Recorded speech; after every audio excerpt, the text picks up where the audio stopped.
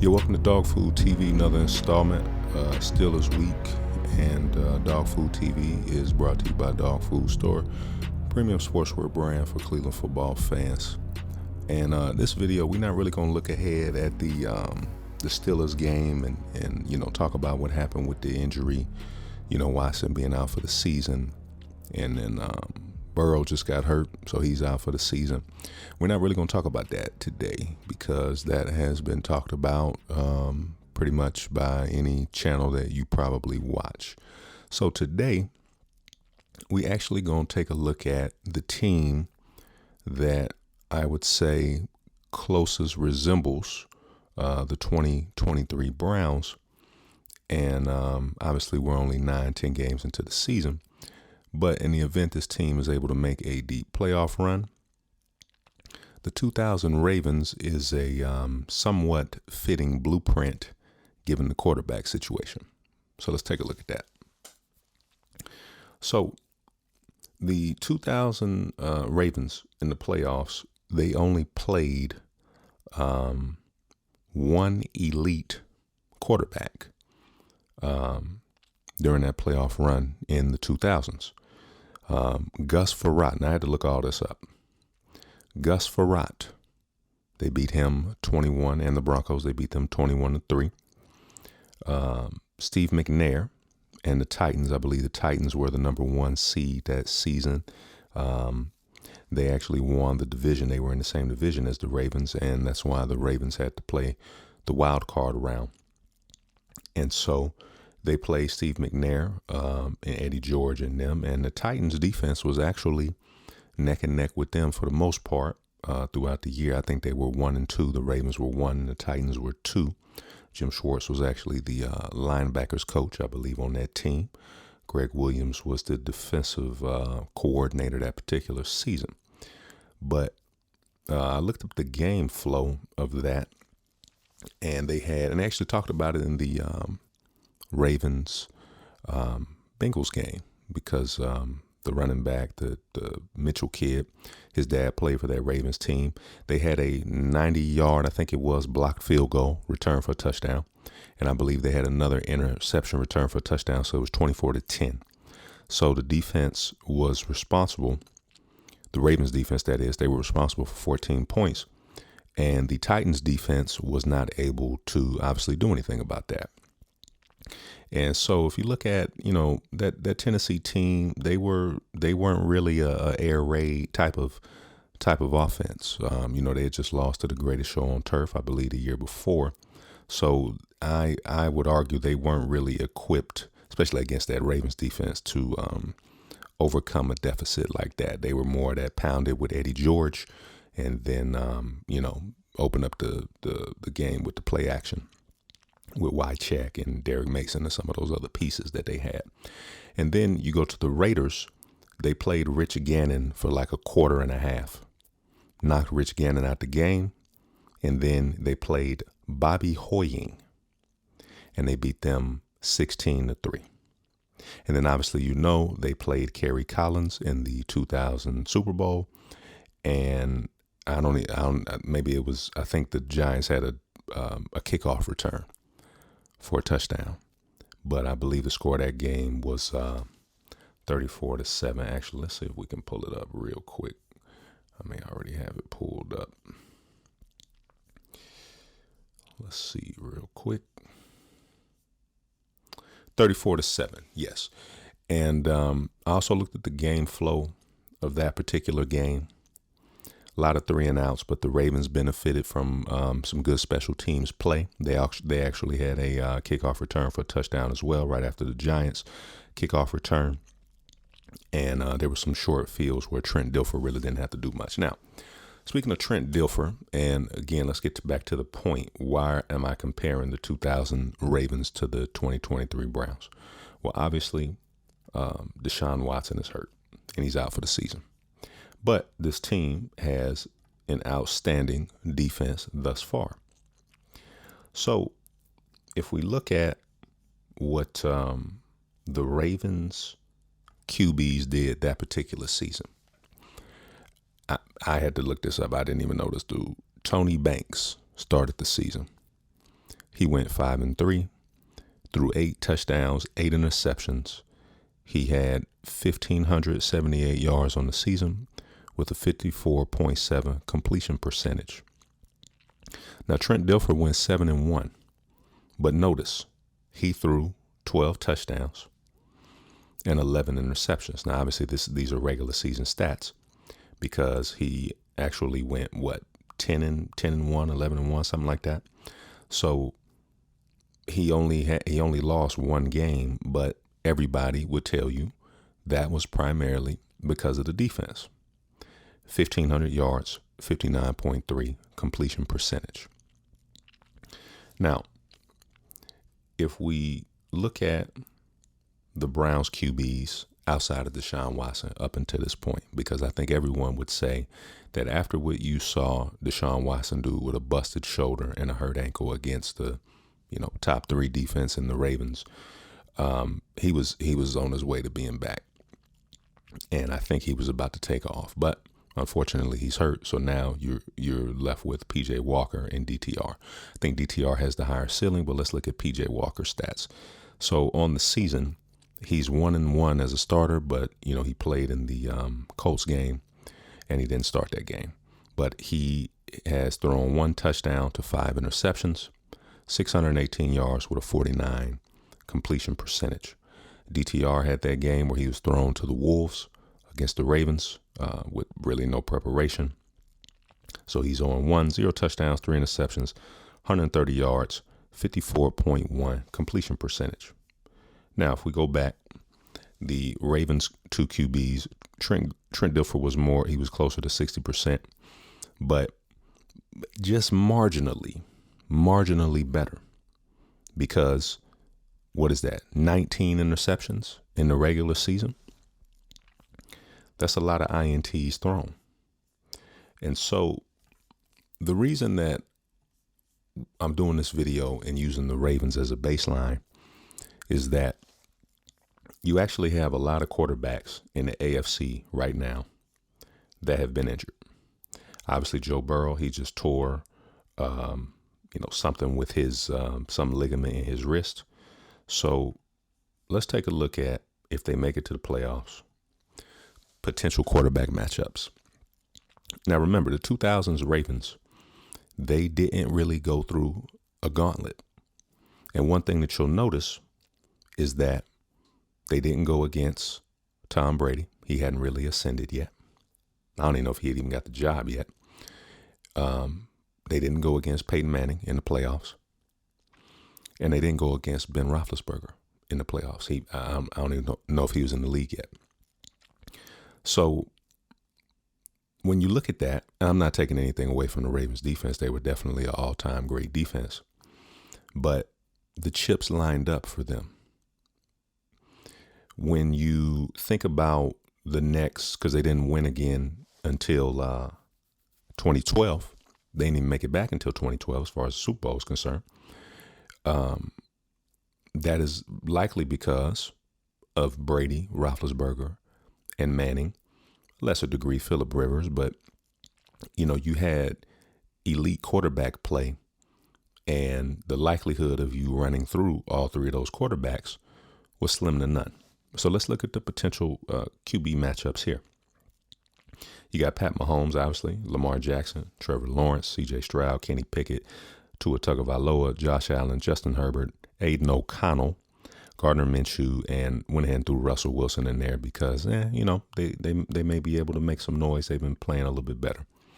So out of the 11 names on this list, I would say only one scares you. That's Patrick Mahomes. Lamar Jackson, you're familiar with him. You play against him. Not to say that he's not dangerous, not to say that he's not elite, but you just beat him coming back from 14 down. So the defense is familiar with him and that team, and they just lost Mark Andrews for the year. Trevor Lawrence, you're not necessarily scared of him, but you can't take him lightly. C.J. Stroud, same thing. You're not afraid of Kenny Pickett. Tua Tagovailoa, they have a lot of speed.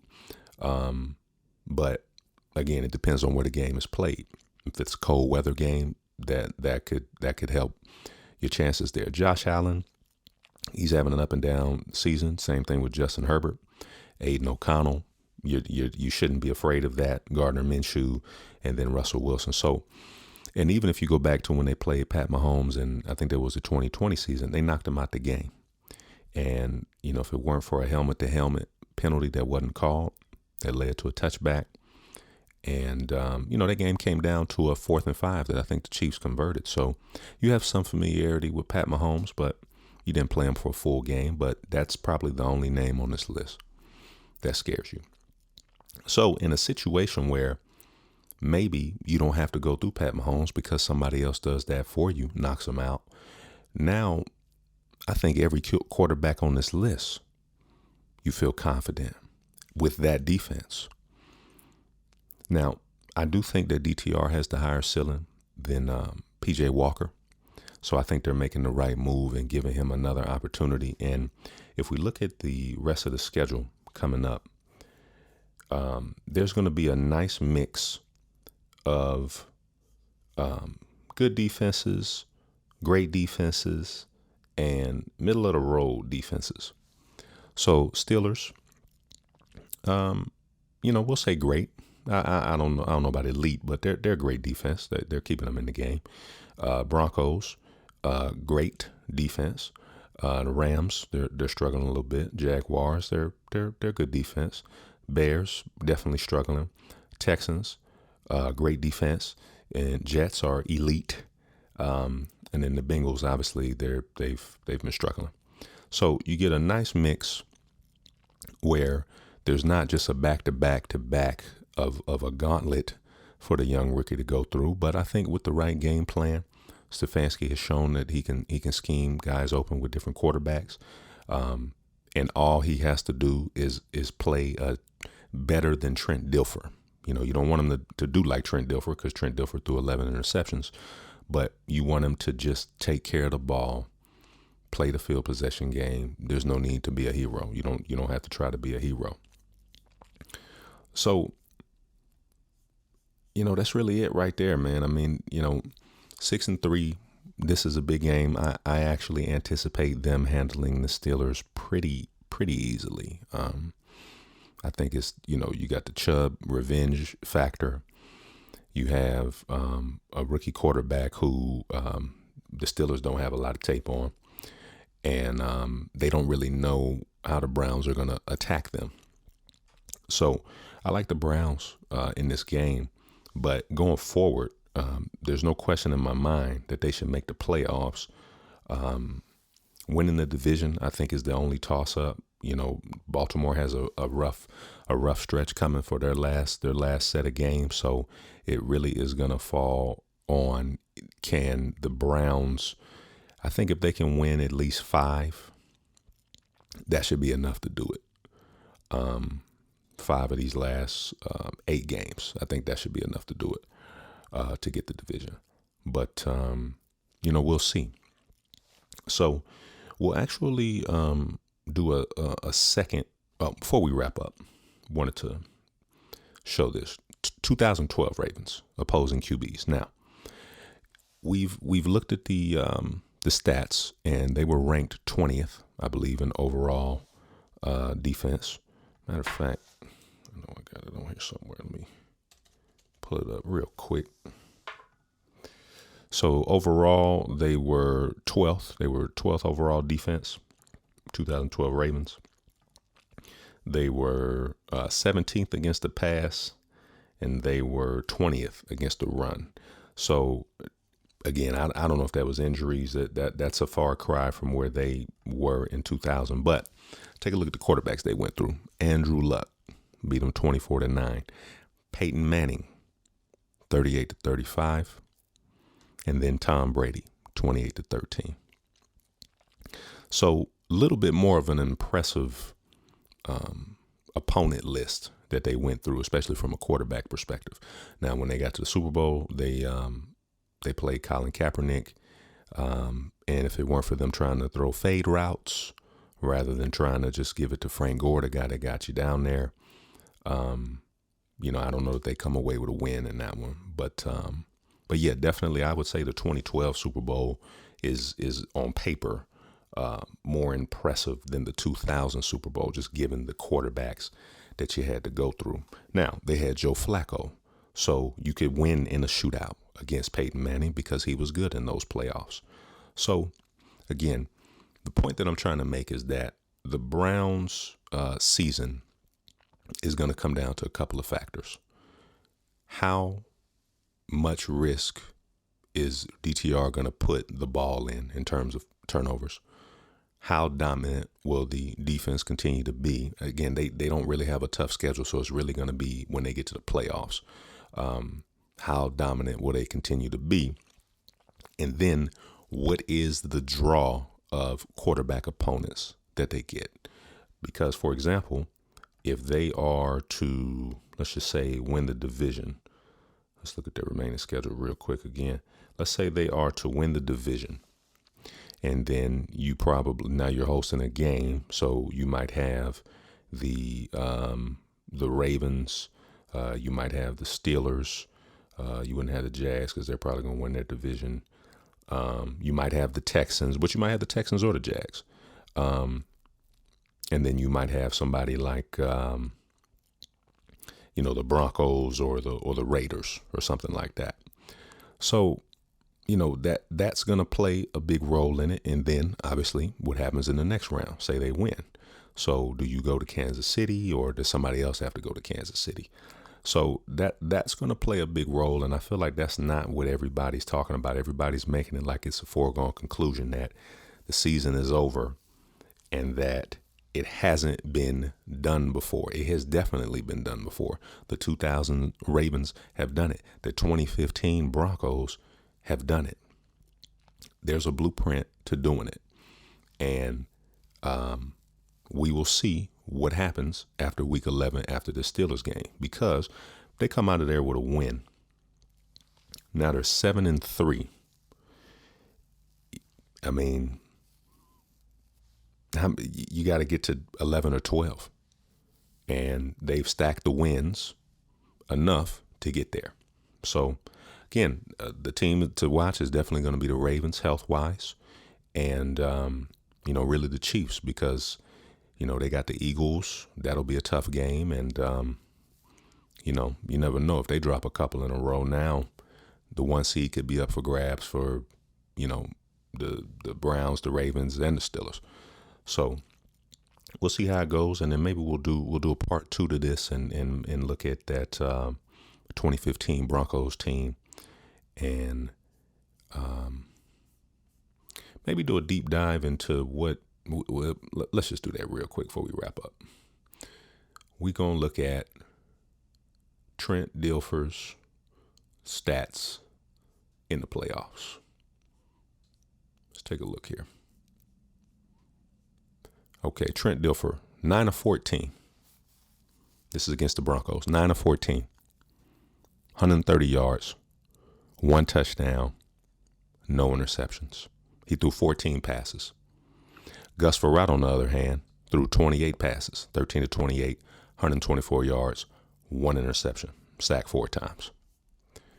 All right, let's go to the next game. Divisional round, Tennessee Titans.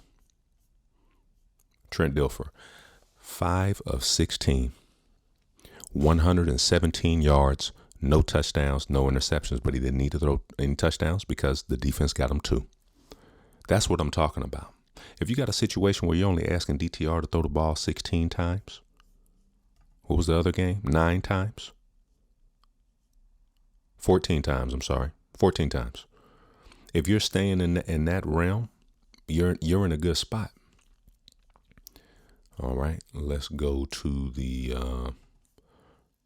AFC Championship game real quick. What y'all think? Over or under 20? 9 of 18, 190 yards, 1 touchdown, 1 interception. So he hasn't even attempted more than 20 passes. Rich Gannon went 11 for 21, 80 yards, 2 INTs, and then he got knocked out the game. Bobby Hoyen came in 8 of 16, 107 yards, 2 INTs. So, and I would be willing to guess that Dilfer in the Super Bowl didn't go above 18 either, because it was a blowout from the start once they got rolling. Let's pull that up real quick. Oh, I was wrong. Trent Dilfer, 12 of 25, 153 yards, 1 touchdown. So it wasn't until the Super Bowl that he had more than 20 attempts. And if you got a situation for the Browns in the playoffs where DTR is only asked to throw it between 14 and 20 times, that means that the defense is scoring points. And that means that your run game is probably effective as well. For the Browns anyway. So that'll do it. We'll probably take a look at the 2015 Broncos just to see what the comparisons were, because I know Manning wasn't as effective as he was in years past. But the Browns have a defense, an elite defense, historical defense. So hopefully we'll see if that pays dividends. But that'll do it for this installment of Dawg Food TV. Dawg Food TV is sponsored by Dawg Food Store, premium sportswear brand for Cleveland football fans. And thank y'all for tuning in, and we'll catch y'all on the next one.